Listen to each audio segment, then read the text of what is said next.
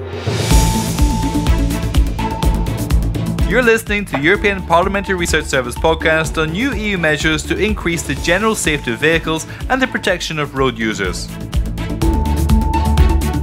To reduce the death toll on European roads, the Commission wants all new cars sold in the internal market to be equipped with advanced safety measures. The new regulation is part of the third Europe on the Move package and is expected to contribute to the EU's objective of halving the number of road fatalities between 2020 and 2030. So listen up, this concerns us all.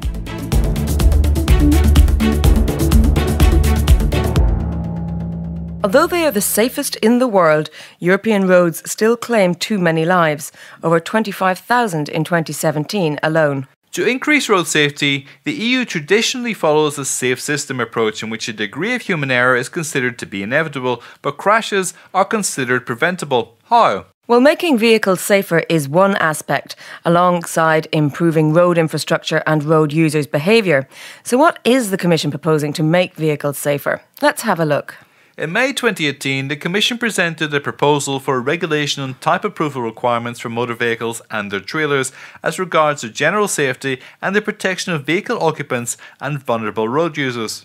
It would introduce a number of advanced safety measures which passenger cars, vans, buses and trucks would need to have as standard equipment in order to be sold on the EU's internal market, replacing 3 current type approval regulations. So what would change? Let's have a look. The Commission is proposing that, in a few years' time, all new vehicles introduced on the market must have several advanced safety features, such as a tyre pressure monitoring system, which is already standard in cars, an intelligent speed assistance system, driver distraction recognition, and alcohol interlock devices. On top of this, passenger cars and light commercial vehicles would also need to be equipped with additional safety features such as advanced emergency braking, a lane keeping system, accident data recorder, and an enlarged head impact protection zone to minimise injuries in case of an accident. The new proposal would also introduce special requirements for hydrogen-powered vehicles, in addition to those applicable to general vehicle categories. The Commission believes such features offer significant potential to compensate for human error, which is a major factor in most road accidents. In addition, the current gaps in the legislation, essentially exempting certain SUVs and vans from mandatory crash tests, will be lifted to make sure there is no differentiation between vehicle categories.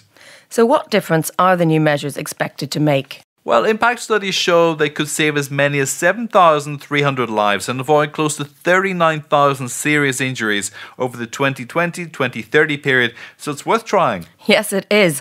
But what's the position of the Parliament and stakeholders on all of this? Stay with us.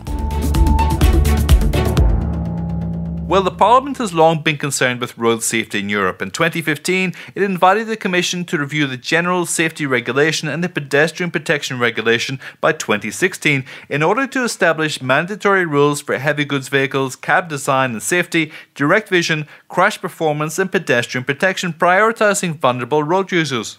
It also called for greater application of driver assistance safety systems such as automated emergency braking, distance warning, lane departure warning, tyre wear indicators and overridable intelligent speed adaptation. In November 2017, the Parliament urged the Commission to include in its new road safety strategy for the 2020-2030 period new targets for halving the number of serious injuries on the roads in the EU and called for making compulsory a large number of advanced safety features in vehicles, including automatic emergency braking assistance with detection of vulnerable road users, safer front-end design of heavy goods vehicles with better vision of pedestrians and cyclists, and lane keeping assistance, to mention just a few. The new mandatory car safety features proposed by the Commission, such as the autonomous emergency braking and lane departure warning, have also been welcomed by car manufacturers' associations and by the European Transport Safety Council, although car manufacturers remain cautious regarding intelligent speed assistance systems in cars and warn they require harmonised road signs